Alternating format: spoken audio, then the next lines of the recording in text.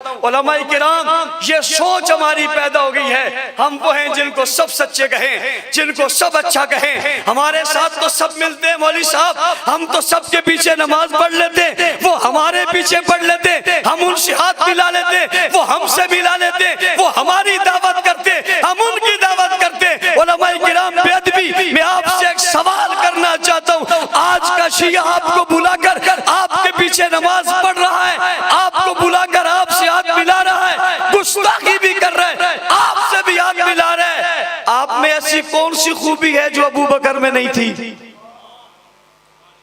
کون سی بات ایسی آپ میں آ گئی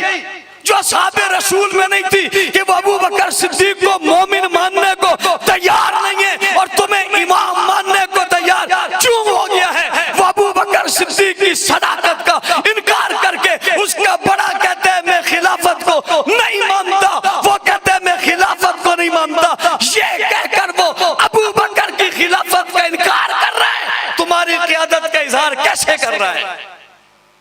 سوال ہے، میں نے پہلے ادب سے ہاتھ جوڑ کر کہا میں گستاخی نہیں کرنا چاہتا۔ علماء کرام آپ کی ہماری ذمہ داری ہے، میں اس کے ساتھ اگلی بات کرتا ہوں، عوام آپ کے پاس ہے، منبر کا میڈیا آپ کے پاس ہے، مسجد کی امامت آپ کے پاس ہے، مدرسہ آپ کے پاس ہے، مکتب آپ کے پاس ہے، بتائیے یہ تمام ذرائع ہوتے ہوئے بھی اگر اصحاب رسول پہ تبرہ ہو جائے تو ذمہ دار کون ہے؟ ذمہ دار کون ہے؟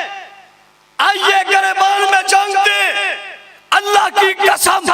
زخمی دل کے ساتھ کہہ رہا ہوں، تم مانو یا نہ مانو میں ماننے کو تیار ہوں، ذمہ دار ہم ہیں،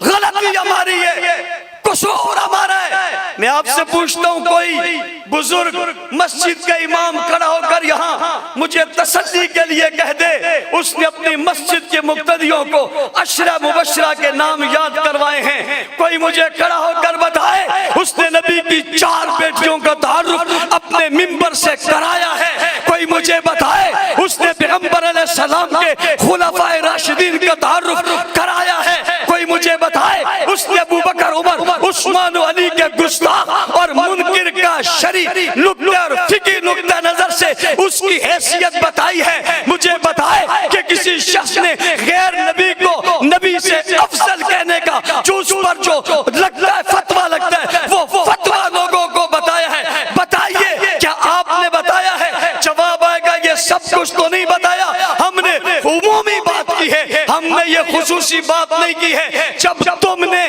یہ نہیں بتایا کہ یہ قابل رشک ہے، ہم نے یہ نہیں بتایا کہ یہ قابل فخر ہے، تو انہوں نے اپنی قوم کو بتایا نعوذ باللہ یہ مرتد ہیں، انہوں نے اپنی قوم کو بتایا نعوذ باللہ یہ دار اسلام سے خارج ہیں، انہوں نے بتایا نعوذ باللہ یہ غاصب ہیں، آپ اس کی گفتگو نہیں سن رہے تھے جو کہہ رہا تھا جج بھی خود، ملزم بھی خود اور سزا بھی خود اور جناب غاصب بھی خود اور فلاں بھی خود، یہ کس کو کہہ رہا تھا؟ یہ جو کہتا ہے میں آیت پڑھ رہا ہوں فَلَا تَمُوتُنَّ إِلَّا وَأَنْتُمْ مُسْلِمُونَ، تم نہیں سمجھتے ہو جس کی طرف اشارہ کر رہے ہیں، یہ سامنے نقشے کے طور پہ کس کو بٹھا رہا ہے؟ کیا آپ کو نہیں معلوم کہ اس نے فاطمہ کو کٹیرے میں اپنے تصور میں کھڑا کیا، حالانکہ فاطمہ کٹیرے میں کھڑے ہونے والی نہیں ہے، وہ خاتون جنت ہے، پاکیزہ ہے، ہمارے ایمانوں کا حصہ ہے، اس نے کہا تھا میرا جنازہ علی رات میں نکلے دن میں نہ نکلے، کسی کی نظر میرے کفن پر نہ پڑے، وہ دربار میں پیش ہو کر خطبہ دے،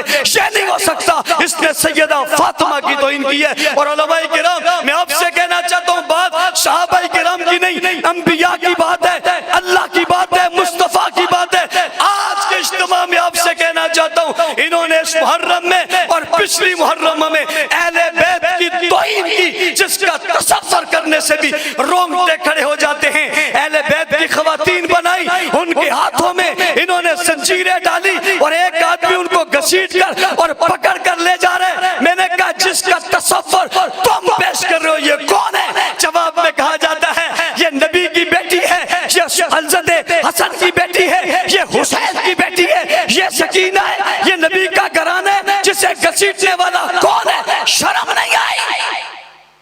یہ پیغمبر کے اہل بیت کی اس سے بدترین توہین اور کون سی ہوگی؟ علماء کرام جھوٹا دعویٰ ہے کہ وہ اہل بیت کے محب ہیں، میں آج کہہ رہا ہوں یہ اصحاب رسول سے زیادہ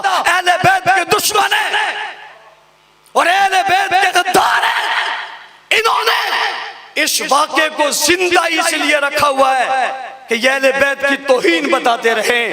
اہل بیت کے ہاتھوں میں ہتھکڑیاں بتاتے رہیں۔ میں پوچھنا چاہتا ہوں وہ گھسیٹنے والا کون ہے؟ جو گھسیٹ رہا ہے وہ کون ہے؟ میں نے کہا جناب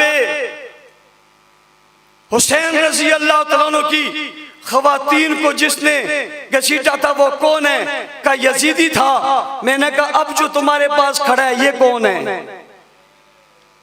تانے ہمیں دیتے ہو؟ تمہاری صفوں میں کون کھڑا ہے؟ تم نے اسے بنایا، تم نے اسے بنایا۔ کیا کوئی دنیا کی تصویر فاطمہ کی بیٹی کی طرح ہو سکتی ہے؟ کیا کوئی وجود اولاد علی کی طرح ہو سکتا ہے؟ تو انہوں نے اولاد